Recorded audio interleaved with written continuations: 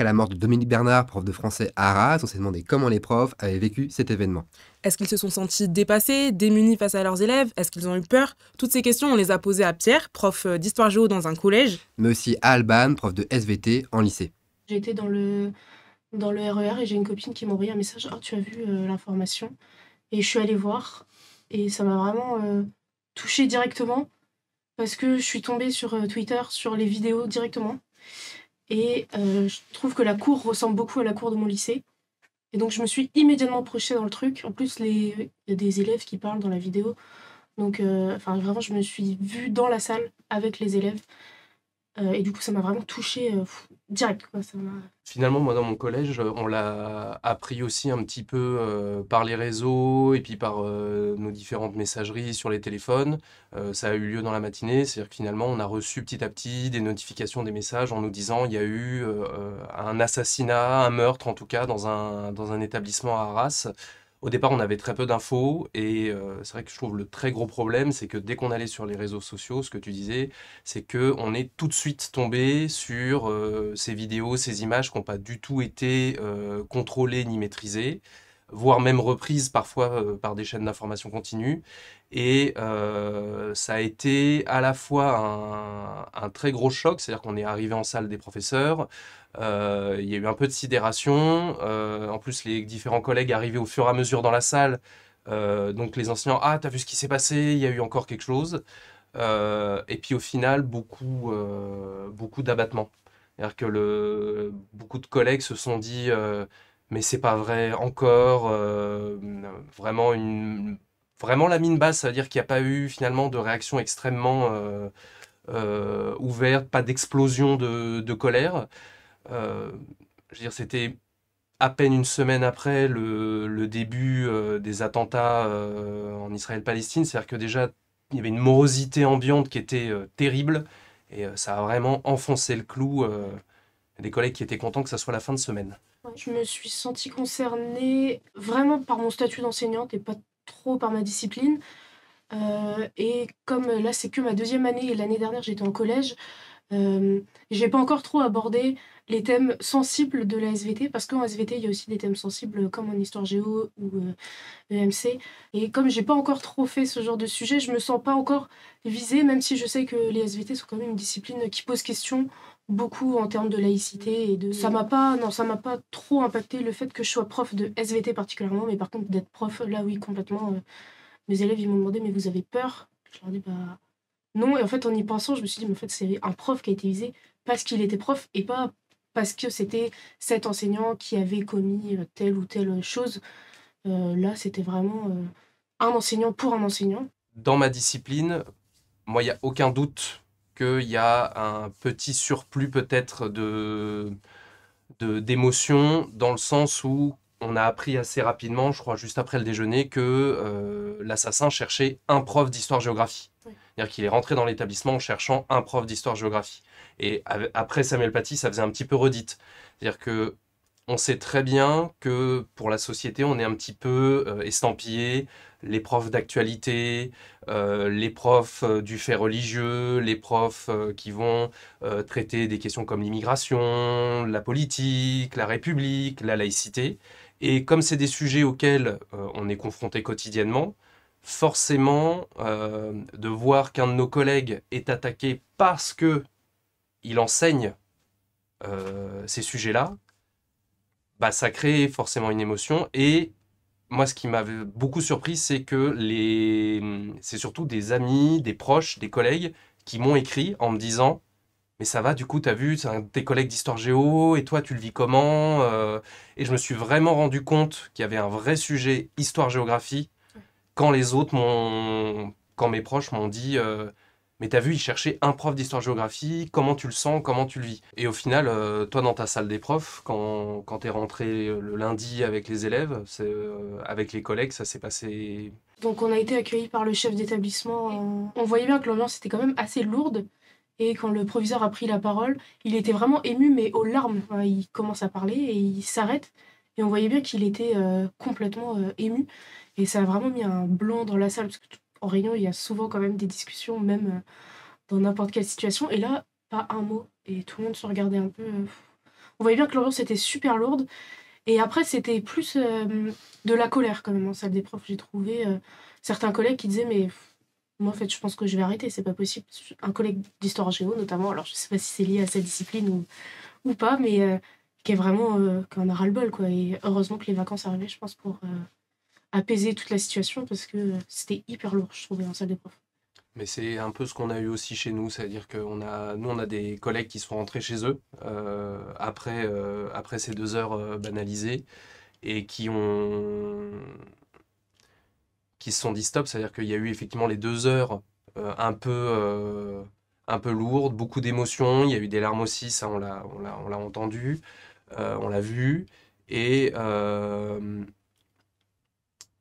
ça a été très particulier, les différents enseignants, ils nous disaient, bah, j'y suis allé, je me suis forcé à vraiment venir, mais le sentiment, c'est exactement ce que tu disais, c'est-à-dire beaucoup de collègues qui se sont dit, mais je vais continuer encore combien de temps?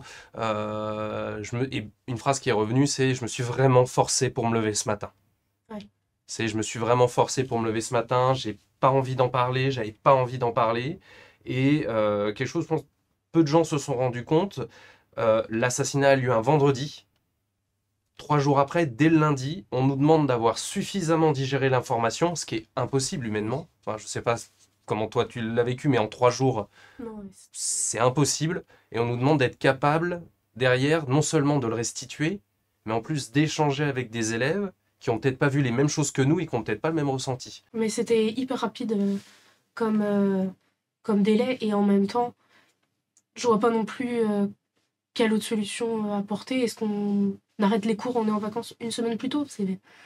Ah non, c'était Quelle solution apporter à ça? C'est extrêmement difficile avec Samuel Paty. On avait eu les 2 semaines de vacances Ouais, c'était qui avaient justement permis les à tout le vacances. monde de réfléchir, de digérer un petit peu l'information et finalement l'émotion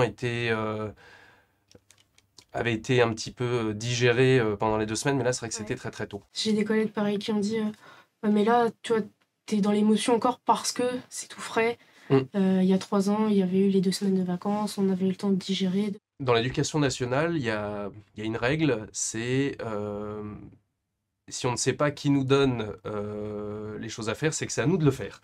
Et au final, c'est un petit peu ce qui a été ressenti. Globalement, on a très très peu, je ne sais pas ton ressenti toi, mais de consignes officielles, que ça soit de la part du ministère, de la part du rectorat, de la part même de nos établissements. On nous dit, vous allez avoir 2 heures, discutez entre vous, Ouais. pour savoir comment organiser cette minute de silence. Ça dépend donc de chaque établissement, de chaque équipe, de chaque territoire, de chaque élève, collège ou lycée, plus les profs de primaire qui, eux, se retrouvaient quand même face aux élèves, mais à qui on avait refusé ces 2 heures de préparation. Donc, au final, des consignes, on n'en a pas vraiment eu. Et nous, ce qui s'est passé, c'est que ce sont des collègues qui, spontanément, ont pris sur leur temps dans leur week-end pour préparer des activités un petit peu clés en main, et des profs d'histoire géo notamment, pour que chaque enseignant qui ne se sentait pas forcément puisse réaliser quelque chose avant d'aborder la minute de silence. Parce que faire une minute de silence sans la contextualiser avant, ça n'a aucun sens. Bah, moi, en fait, j'avais cours à 13h, de 13h à 14h30, et la minute de silence était à 14h. Donc, et je suis arrivée avec un demi-groupe de seconde qui était assez alors, ému, je pense, et qui savait pas trop comment réagir. Donc, ils m'ont posé beaucoup de questions. Je leur ai annoncé qu'on ferait une minute de silence. Il y a eu beaucoup de réactions. J'ai une collègue qui m'avait conseillé de leur dire de mettre la tête dans les bras s'ils sentaient qu'ils allaient rigoler. Parce que je pense que dans ces situations-là, on sait pas trop comment réagir, surtout quand on a 15 ans. Et je me souviens, moi, quand j'étais élève au moment des attentats de Charlie Hebdo, il y avait eu des minutes de silence. Et des fois, dans ces situations, c'est pas qu'on a envie de rire parce que c'est pas drôle, mais on sait qu'on n'a pas le droit de rire et de croiser le regard de son ami, ça nous fait sourire. Et donc, je savais très bien que ce groupe-là allait tous se croiser les regards et beaucoup sourire et voire rire. Donc, je les ai prévenus, je leur ai dit, bah, mettez la tête dans les bras si vous voulez pas croiser le regard des autres pour rigoler, parce que c'est pas admissible de rigoler. Et ils ont quand même voulu faire se tenir droit, debout, et bien sûr, ils ont croisé leur regard et ils ont rigolé. Donc moi, j'ai été obligée de m'énerver, ce que j'avais pas du tout envie de faire, mais j'ai été obligée de leur dire de se calmer. Donc j'ai été obligée de parler pendant la minute de silence, ce qui m'a déjà énervée. Et parce que ça m'a agacée, parce que je les avais prévenus qu'ils rigoleraient. Et en effet, ils ont rigolé. Donc après, je pense pas que c'était de l'irrespect. C'était juste d'avoir 15 ans et de croiser le regard de son ami et de se dire, j'ai pas le droit de rire et du coup, j'ai envie de rire. Mais ce que tu dis, c'est intéressant sur deux choses. C'est-à-dire que d'abord, on ne nous prépare pas du tout. Nous, fonctionnaires, face à des adolescents, à gérer de l'hommage et de la minute de silence. C'est quelque chose qu'on apprend ni pendant notre cursus universitaire, que ce soit en SVT ou en histoire-géographie, ni pendant nos formations, ni même pendant nos premières années de métier. On apprend sur le tas. C'est souvent exactement ce que tu disais, des anciens collègues qui nous donnent des pistes, des tuyaux pour comment on gère l'émotion des adolescents. Et puis ça, c'est le deuxième point. C'est-à-dire qu'en face de nous, on a des adolescents. C'est-à-dire qu'un adolescent, par définition, ça cherche un cadre, ça, c'est avec ses amis. Et puis, au final, l'assassinat de Dominique Bernard, pour les élèves, je ne pense pas que ça a eu le même sens, la même émotion, le même ressenti que tout ce qui s'était passé avant. Puisque avec Samuel Paty, ce qui avait beaucoup choqué les élèves, je me rappelle, c'est que des élèves les pointaient du doigt pour le désigner au tueur, qui avait eu toute l'histoire des caricatures, de la critique du père de famille et de cet élève qui lui avait reproché de blasphémer en classe, toute cette histoire qui avait été un petit peu montée en épingle et qui avait fait que les élèves avaient finalement un énorme choc et presque un sentiment de culpabilité. Ce prof, il est mort parce qu'il y a une élève qui l'a dénoncé et des élèves qui l'ont montré du doigt. Donc il y avait un sentiment qui était très différent. Là, au final, les élèves, c'est un événement horrible qui a lieu dans une succession d'événements horribles depuis plusieurs semaines. Donc au final, pour eux, c'est des adolescents, exactement ce que tu disais. Ils se retrouvent, ça n'a pas énormément de sens, pas pour tous, hein. Et puis, ils croisent le regard des copains, ils rigolent, et puis c'est comme un fou rire à un enterrement. C'est-à-dire que des fois, ça arrive. Et comme nous, on n'est pas forcément prêt à le gérer, plus tu disais que tu es nouvelle dans l'établissement, tu les découvres, ils te découvrent, ça joue forcément. Pour en avoir discuté avec eux, quand je leur ai annoncé qu'on ferait une minute de silence pour l'enseignant qui avait été tué, ils m'ont dit « Oui, mais pourquoi on fait pas une minute de silence pour les Palestiniens ?» Et tout de suite, ils étaient... Enfin, pas tous, on n'a pas tous demandé ça, mais quelques élèves quand même qui me demandaient « Mais pourquoi est-ce qu'on ferait pas ça ?» Alors, c'était pas du tout la question. Moi, j'étais pas du tout préparée à répondre à ce genre de questions. J'ai beaucoup de collègues qui m'ont dit qu'ils n'avaient pas du tout répondu à ce genre de questions. Mais je me suis dit, si moi, je ne réponds pas, qui leur répond à ces questions? En fait, ils gardent leur idée dans leur tête. Donc, on a eu un débat assez long quand même avec certains élèves pendant peut-être 40-45 minutes. On a un petit peu travaillé, puis la minute de silence est venue, donc là, ils ont rigolé.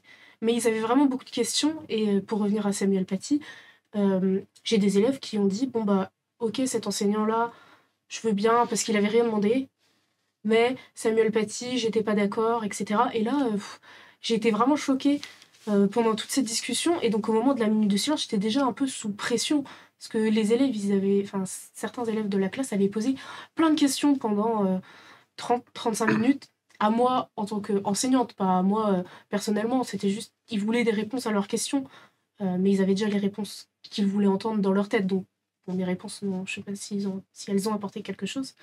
Mais déjà, j'étais sous pression, et donc le fait qu'ils rigolent, là, c'était lourd, quoi.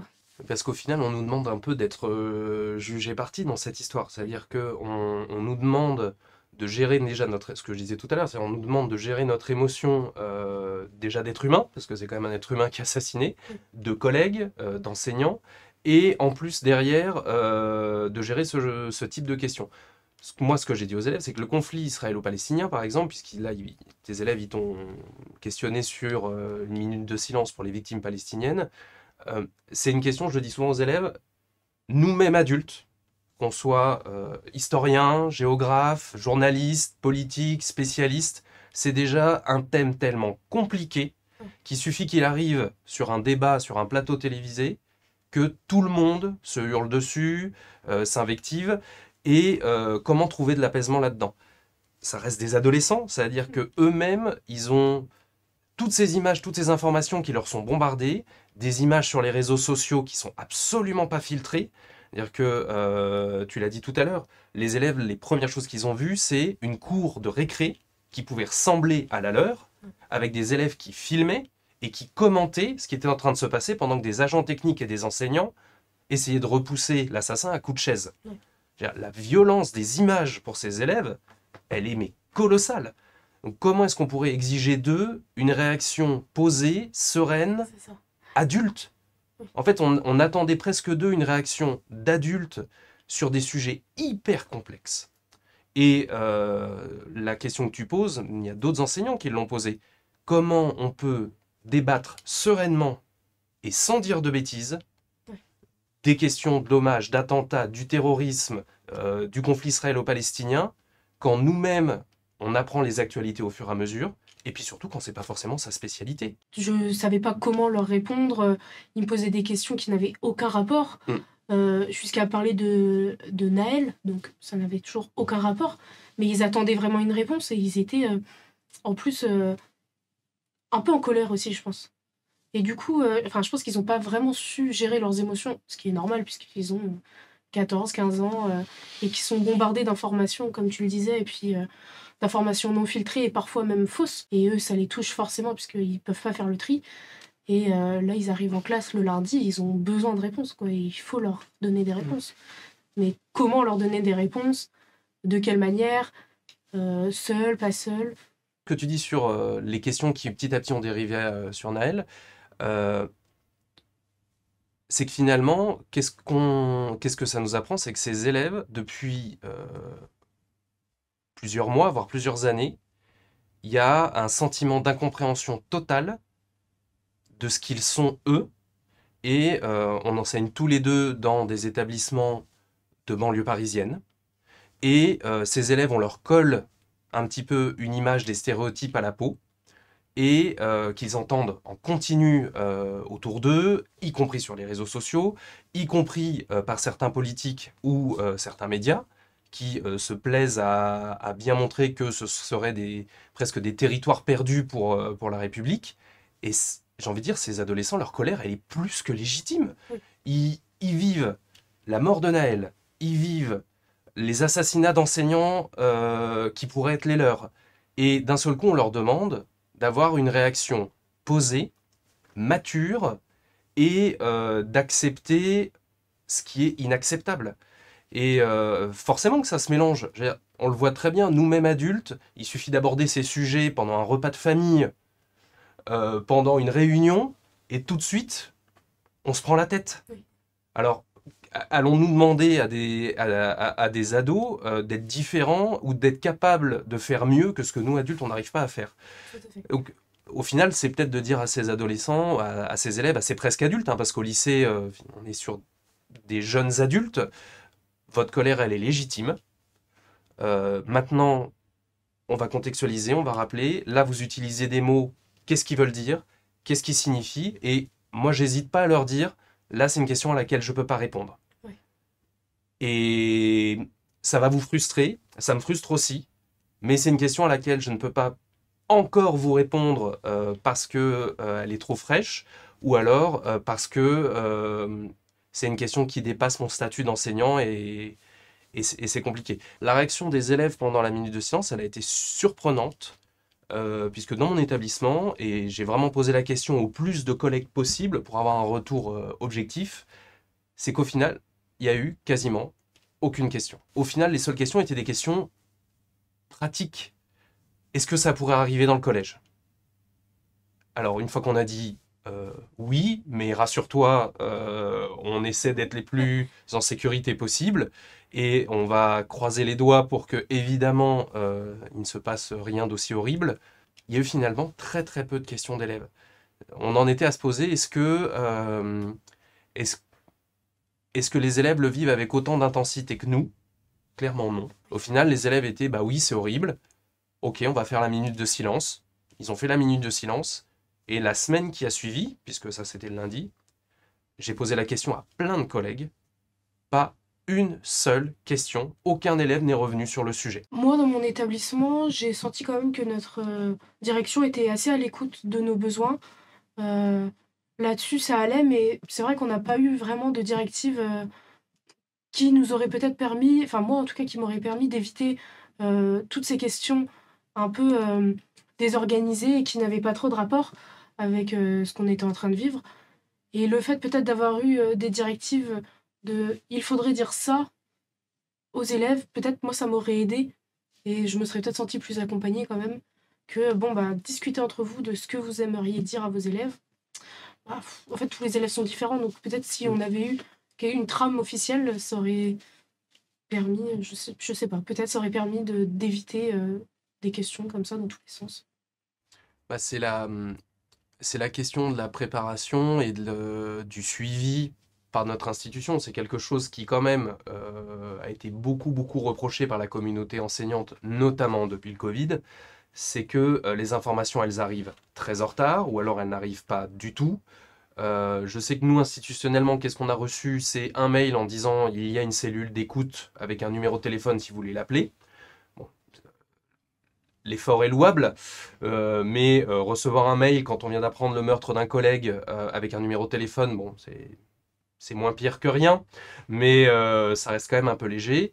Et quand on a appris que la banalisation du lundi matin était en discussion, ça nous a un petit peu choqué quand même. On s'est dit, mais ils pensent vraiment qu'on va arriver devant les élèves sans aucune préparation, sans aucune discussion, et puis sans même avoir pu nous échanger entre collègues.